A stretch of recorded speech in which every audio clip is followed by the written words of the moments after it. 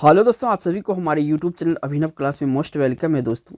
तो दोस्तों, इस वीडियो में हम देखेंगे मोस्ट इम्पोर्टेंट हिस्ट्री का जो टॉपिक होता है भारतीय इतिहास का स्रोत। काफ़ी इम्पोर्टेंट चैप्टर है ये भारतीय इतिहास से।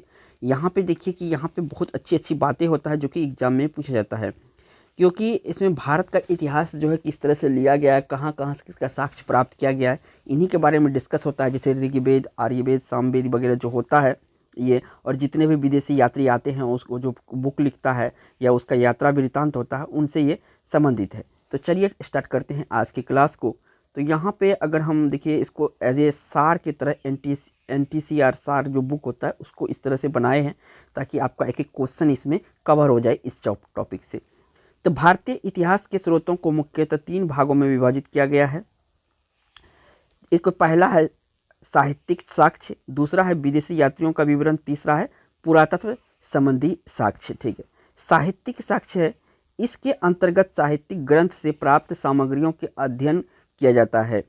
साहित्यिक साक्ष्य 2 प्रकार के होते हैं, एक होता है धार्मिक साहित्य और दूसरा होता है लौकिक साहित्य। चलिए आगे बढ़ते हैं। अब ये देखिए, धार्मिक साहित्य के अंतर्गत ब्राह्मणेतर ग्रंथों का अध्ययन किया जाता है। ब्राह्मण ग्रंथों के अंतर्गत वेद, उपनिषद, रामायण, महाभारत, पुराण और स्मृति ग्रंथों को सम्मिलित किया गया है। ब्राह्मणेतर साहित्य के अंतर्गत बौद्ध और जैन साहित्य से संबंधित रचनाओं का अध्ययन किया जाता है। अब देखिए वेद भारत के प्राचीनतम शाक्त ग्रंथों में है, जिनके रचयिता महर्षि कृष्णदेवपायन वेद व्यास को माना जाता है। वेदों से हमें भारत के प्राचीन काल के सभी महत्वपूर्ण जानकारी मिलती है। वेद 4 हैं, याद रखिएगा, ऋग्वेद, यजुर्वेद, सामवेद तथा अथर्ववेद। ये सभी चारों वेदों में सम्मिलित है। आगे आइए। अब देखिए ऋग्वेद में यहाँ पे क्या है कि ऋग्वेद समस्त आर्य जाति का प्राचीनतम रचना है। क्या है ये? प्राचीनतम रचना है। ठीक है, याद रखिएगा, जो मैं यहाँ पे ग्रीन मार्क कर रखा हूँ। ठीक है, विद्वानों के अनुसार ऋग्वेद की रचना आर्यों ने पंजाब में किया था। कहाँ पे किया था? पंजाब में किया था, विद्वानों का कहना है। ऋग्वेद में 4 वेदों में सबसे प्राचीन वेद है। ऋग्वेद क्या है? सबसे प्राचीन वेद है, जिसमें आपका 10 मंडल है, 8 अष्टक है और आपका 10,600 मंत्र और 1,028 सूक्त है। ये पूछा जाता है एग्जाम में, इसमें कितने मंडल है, तो याद रखिएगा इसमें 10 मंडल है, इसमें अष्टक कितना 8 है और मंत्र कितना है, तो यहाँ पे 10,600 टोटल मंत्र है, तो इसको भी याद रखना है साथ के साथ, काफ़ी इंपॉर्टेंट है। उसके बाद जो यहाँ पे सूक्त की संख्या है, ये सूक्त है कितना, तो 1,028 है। ठीक है, ऋग्वेद का दूसरा और 7वां मंडल सबसे प्राचीन और पहला एवं 10वां मंडल सबसे बाद का है। क्या है? दूसरा और 7वां जो है, यानी कि दूसरा और 7वां जो है सबसे प्राचीन, सबसे पुराना है, और जो पहला और 10वां है ये सबसे क्या है, सबसे बाद का है। क्या है? सबसे बाद का है। ऋग्वेद के 9वें मंडल को सोम मंडल भी कहा जाता है। क्या कहा जाता है? सोम मंडल कहा जाता है। अक्सर एग्जाम में पूछा जाता है ऋग्वेद का डैश मंडल को डैश कहा जाता है, तो 9वें मंडल को सोम। यहाँ पे 9वें याद रखिएगा और सोम आपको याद रखना है। चलिए अगला क्वेश्चन, अगला टॉपिक पे आइए। ऋग्वेद में ही गायत्री मंत्र का उल्लेख है। ये क्वेश्चन अक्सर एग्जाम में आता है कि जो गायत्री मंत्र है वो कहाँ से लिया गया है, तो ये ऋग्वेद से ही लिया गया है। ऋग्वेद के 10वें मंडल के पुरुष सूक्त में सबसे पहले वर्ण व्यवस्था का उल्लेख किया गया है। वर्ण व्यवस्था का किसमें है उल्लेख, तो 10वें मंडल में है ऋग्वेद का। चलिए आगे करते हैं इस वीडियो को। ऋग्वेद की 5 मान्य शाखाएं हैं, साकल, अश्वलायन, मांडुक्य, संख्यायन, वास्कल। देखिए ये 5 शाखा है ऋग्वेद का, याद रखिए। अब आ जाइए यजुर्वेद। इस वेद में यज्ञों के नियमों और विधि विधानों का उल्लेख मिलता है। क्या मिलता है? ऋग्वेद में, इसमें वेद में यज्ञों के नियम और विधि विधानों का उल्लेख मिलता है। यजुर्वेद एकमात्र ऐसा वेद है जो पद्य और गद्य दोनों में लिखा गया है, यानी कि पद और गद्य दोनों में लिखा गया है। चारों वेद में से ऐसा वेद है। चलिए, इस वेद का 2 भाग है, एक है कृष्ण आयुर्वेद, दूसरा है शुक्ल यजुर्वेद। ठीक है, आयुर्वेद, और दूसरा है शुक्ल यजुर्वेद। यजुर्वेद के पाठकर्ता को अध्रुवीय कहा जाता है। क्या कहा जाता है? यजुर्वेद के पाठकर्ता को अथर्वयु कहा जाता है। अब आ जाइए सामवेद। सामवेद को भारतीय संगीत का जनक माना जाता है। क्या माना जाता है? सामवेद को भारतीय संगीत का जनक माना जाता है। इसमें यज्ञ के अवसर पर गाए जाने वाले मंत्रों का संग्रह है। क्या है? इस पे यज्ञ जब होता था तो यज्ञ के समय जो गाने वाला यंत्र होता था, जो मंत्र होता था, ये संग्रह है उसका। सामवेद में कुल 1549 ऋचाएँ हैं। क्या है? 1549 ऋचाएँ हैं सामवेद में। इनमें मात्र 78 ऋचाएँ ही नई है। क्या है? 78 जो ऋचाएँ हैं ये नई है। शेष ऋग्वेद से लिया गया है। क्या किया गया है? शेष ऋग्वेद से लिया गया है। इस वेद में मुख्यतः सूर्य की स्तुति के मंत्र है। क्या है? सूर्य के स्तुति के मंत्र किसमें है? सामवेद में है। सामवेद की 3 मुख्य शाखाएं हैं, जेमनीय है, रनायनीय है और कोथुम है। याद रखिएगा, जेमनीय है, रनायनीय है और कोथुम है। ये तीनों शाखाएं कहाँ से लिया गया है? सामवेद से लिया गया है। अब आ जाइए अथर्ववेद। अब अथर्ववेद जो है, अथर्ववेद में मनुष्यों के अंधविश्वास और विचारों का विवरण मिलता है। क्या मिलता है? मनुष्यों के अंधविश्वास और विचारों का विवरण मिलता है। किसमें? अथर्ववेद में। इस वेद में जादू टोना, रोग निवारण, विवाह, वशीकरण, ब्राह्मण ज्ञान, धर्म, समाज, निष्ठा, औषधि प्रयोग एवं अनेक विषयों का वर्णन मिलता है। तो याद रखिएगा, जादू टोना, विवाह, वशीकरण जो है ये आपका अथर्ववेद में है। किस में है? अथर्ववेद में है। चलिए, इस वेद में कुल 10 मंडल, 731 ऋचाएँ और 5987 मंत्र हैं। क्या है? यहाँ पे याद रखिएगा कि इसमें 10 मंडल है और 731 जो है ये ऋचाएँ हैं और आपका 5997 है ये क्या है? मंत्र है। किसमें? अथर्ववेद में। यह याद रखिएगा, अथर्ववेद में इतना है। चलिए, यह चौथा एवं अंतिम वेद है और इस वेद की रचना अथर्वा ऋषि द्वारा की गई है। किसके द्वारा की गई है? अथर्वा ऋषि के द्वारा की गई है। इसीलिए इसका नाम क्या रख दिया? अथर्ववेद रखा गया है।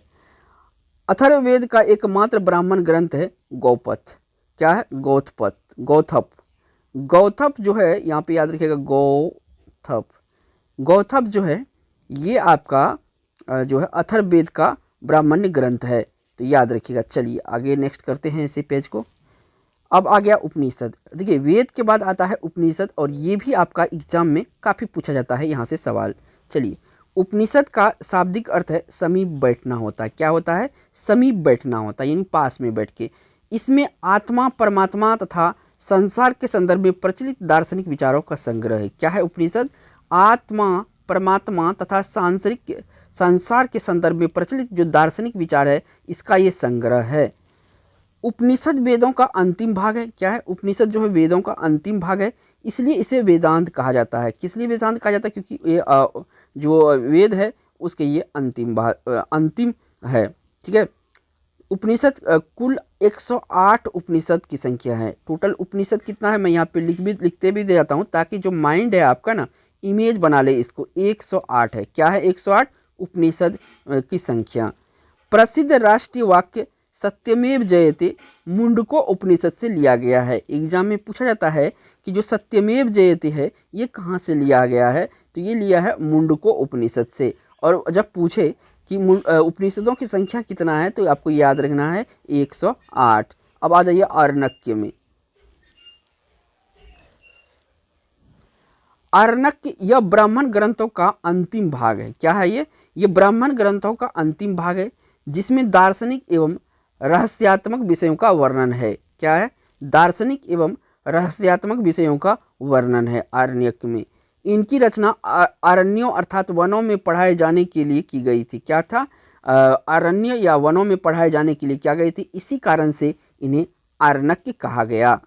आरण्यक में यज्ञों के स्थान पर ज्ञान एवं चिंतन को प्रधानता दी गई है। जैसा कि वेद में दिया गया था यज्ञ को, लेकिन जो यहाँ पे यज्ञों का आरण्यक में क्या है, यज्ञों के स्थान पर क्या, ज्ञान और चिंतन को प्रधानता दी गई है।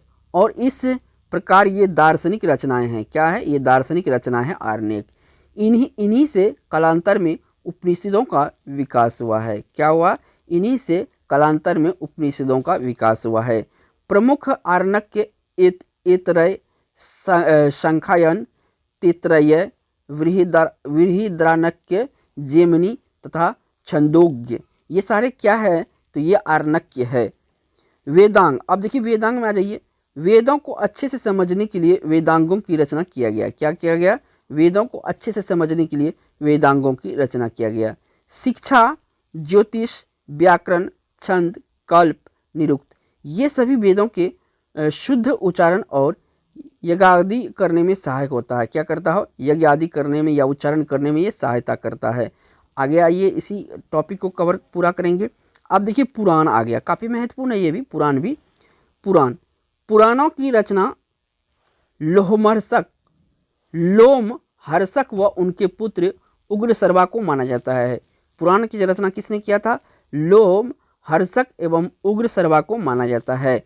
पुराणों की संख्या 18 है। कितना है, पुराणों की संख्या 18 है। इसका संकलन गुप्त काल में हुआ था। क्या हुआ था, इसका जो संकलन था ये कहाँ पे हुआ था, गुप्त काल में हुआ था। पूछा जाता है कि पुराणों की जो संख्या है कितना है, तो याद रखिएगा 108। इसका संकलन कब हुआ था, तो गुप्त काल में हुआ था। इसमें ऐतिहासिक वंशावली भी मिलती है। मत्स्य पुराण सबसे प्राचीन एवं प्रामाणिक पुराण है आपका मत्स्य पुराण। कौन है, मत्स्य पुराण।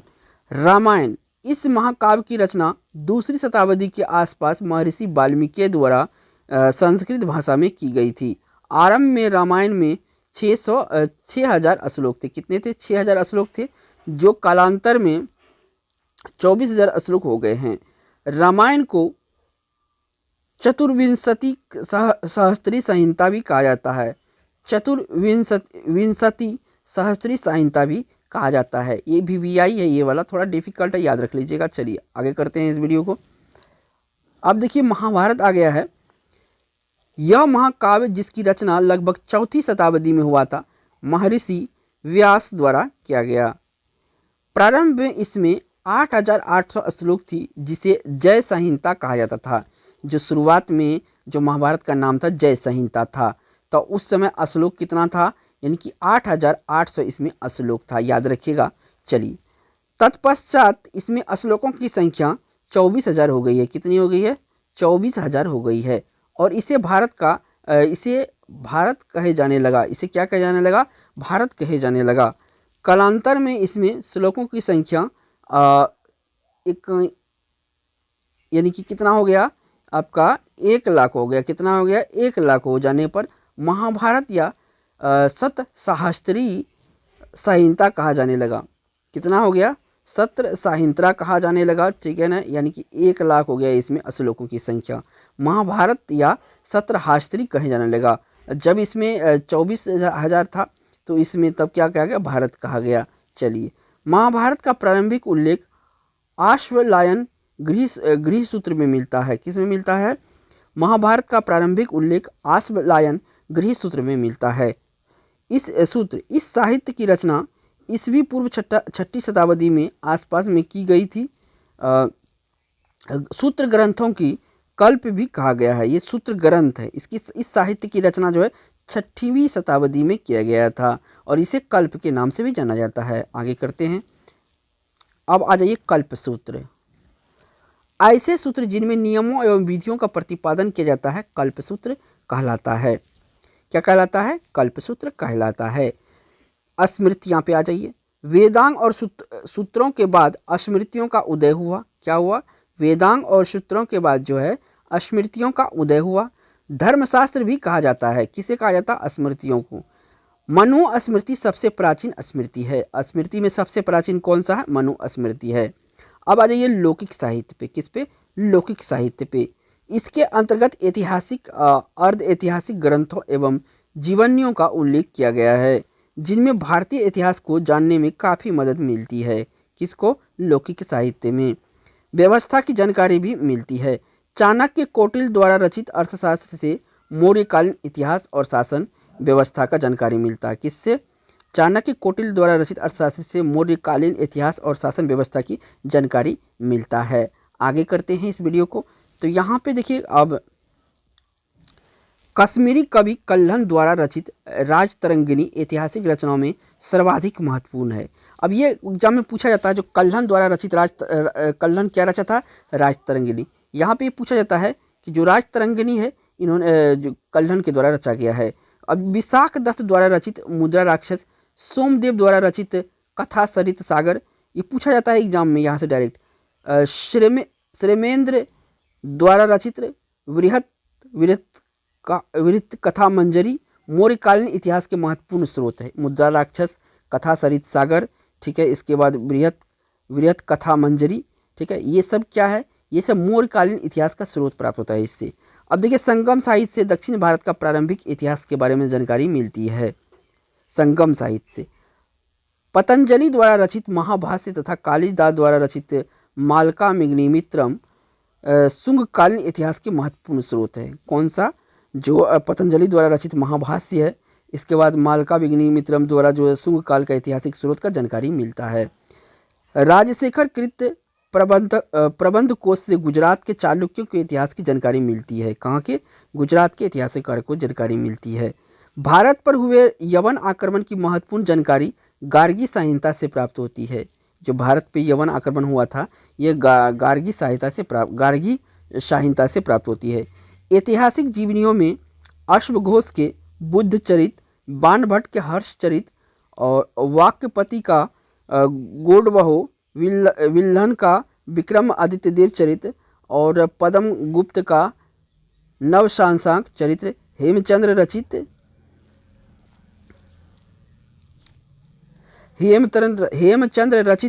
कुमारपाल चरित्र, जयानक कृत पृथ्वीराज विजय इत्यादि उल्लेखनीय है। अब आ जाइए विदेशी यात्री, काफ़ी महत्वपूर्ण है ये भी। विदेशी यात्री, विदेशी यात्रियों को विवरण से भारत का सामाजिक एवं राजनीतिक व्यवस्था का पता चलता है। क्या होता है? राजनीतिक अवस्था का पता चलता है। विदेशी यात्रियों के विवरण को 3 भागों में विभाजित किया गया है। पहला है यूनान और दूसरा है रोम के लेखकों का विवरण, तीसरा है चीनी यात्रियों का वृत्तांत, ठीक है, और चौथा है अरब यात्रियों का वृत्तांत। यूनान और रोम के लेखकों का विवरण यहाँ से शुरू करते हैं।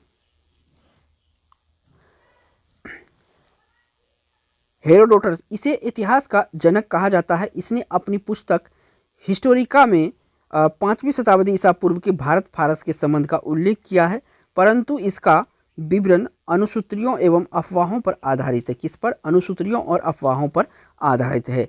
टेसियस, यह ईरान का राजवेद था।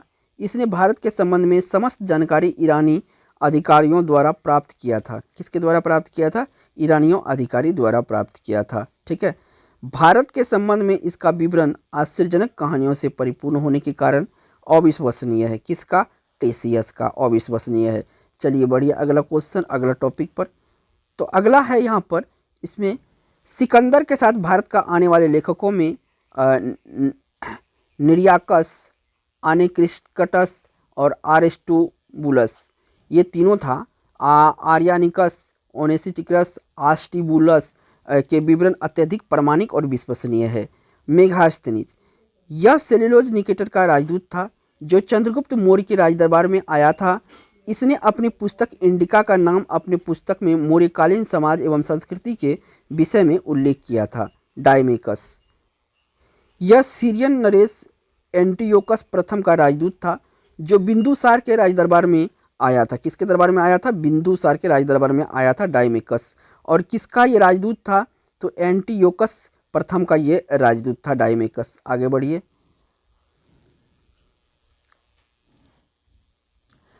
आगे आया है कि डायनीसियस, यह मिस्र नरेश टॉलमी द्वितीय फिलेडेलस का राजदूत था जो अशोक के दरबार में आया था। जो डायोनीसियस है ये अशोक के दरबार में आया था और किसके राजदूत था? ये याद रखना है, ये फिलेडेल्फस का राजदूत था।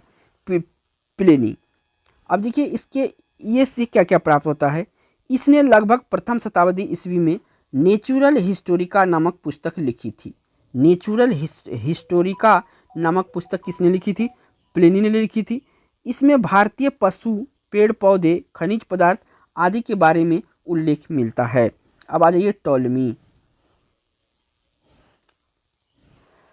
टॉलमी, इसने दूसरी शताब्दी ईस्वी के लगभग 150 ईस्वी में भूगोल नामक एक पुस्तक का रचना किया था। कौन? टॉलमी किया था। कब? आपका 150 ईस्वी में। पेरिलिप्स ऑफ द एरिथ्रियन, क्या? पेरिलिप्स ऑफ द एरिथ्रियन सी। इस पुस्तक की रचना एक अज्ञात लेखक द्वारा लगभग 80 ईस्वी में की गई थी। कौन? पेरिलिप्स ऑफ द एरिथ्रियन, यानी एक अज्ञात लेखक, लेखक का नाम नहीं है यहाँ पर, अज्ञात था ये, ठीक है, अज्ञात। चलिए, और कब? 80 ईस्वी में। उस समय हिंद महासागर की यात्रा पर आया था। क्या था? उस समय हिंद महासागर की यात्रा पे आया था। पेरिलिप्स ऑफ द एरिथ्रियन सी। इसमें भारत के व्यापारिक वस्तुओं और बंदरगाहों का उल्लेख किया गया है। चीनी यात्री का वृत्तांत, काफी महत्वपूर्ण है ये चीनी यात्री का वृत्तांत। चीनी यात्रियों के वृत्तांत। विदेशी यात्रियों में चीनी यात्री बहुत प्रमुख थे। चीनी यात्रियों के लेखन से भारतीय इतिहास के बारे में महत्वपूर्ण जानकारी मिलती है। फाहियान, यह चीनी यात्री लगभग 375 से 415 ईस्वी में चंद्रगुप्त द्वितीय के दरबार में आया था, भारत आया था। एक सवाल पूछा जाता है कि फाहियान जो है किसके शासनकाल में आया था? चंद्रगुप्त द्वितीय के शासनकाल में आया था, जिसका नाम विक्रम आदित्य भी है। कौन सा ईस्वी से? तो 375 ईस्वी से 415 ईस्वी में, ठीक है। इसने अपने लेख में मध्य प्रदेश के समाज एवं स्मृति का उल्लेख किया है, जिसमें मध्य प्रदेश की जनता को सुखी व समृद्ध बताया है। कहाँ की जनता को? मध्य प्रदेश की जनता को सुखी व समृद्ध बताया है। इसने 15 वर्षों तक बौद्ध ग्रंथों का अध्ययन किया था। टोटल कितना वर्षों का अध्ययन किया था? 15 वर्षों तक। अब आ गया ह्वेनसांग, काफ़ी इंपॉर्टेंट है। यह हर्षवर्धन के समय में 629 ईस्वी में लगभग भारत आया था। यहाँ लगभग 16 वर्ष तक रहते हुए नालंदा विश्वविद्यालय में अध्ययन किया था। कहाँ पे ये पढ़ा था? नालंदा विद्यालय में। इसने हर्षवर्धन को शिला आदित्य की उपाधि दिया था। अब यहाँ पे पूछा जाता है एग्जाम में कि जो शिला आदित्य की उपाधि था किसे दिया गया था? हर्षवर्धन को दिया गया था। और इसकी पुस्तक है सीयू की। सीयू की किसकी पुस्तक है? ह्वेनसांग की पुस्तक है। यहाँ पे अब आ जाइए, ये भी आपका चीनी यात्री है, सुंगयून, ठीक है। शुंगयून यह चीनी लेखक था जो 1518 ईस्वी में भारत आया था। इसने अपने 3 वर्षों की यात्रा में बौद्ध ग्रंथों की प्राप्तियां एकत्रित की थी। क्या की थी? बौद्ध ग्रंथों की जो प्राप्तियां थी इसकी एकत्रित किया। आवाज इत्सिंग, यह 7वीं शताब्दी के अंत में भारत आया था। इसने अपने लेख में नालंदा विश्वविद्यालय, विक्रमशिला विश्वविद्यालय एवं अपने समय का भारतीय स्थिति का उल्लेख किया था। किसने किया था? इत्सिंग ने किया था। अब आ जाइए अरब यात्री। चीनी यात्री खत्म हो गया, अब आ जाइए ये अरब यात्री।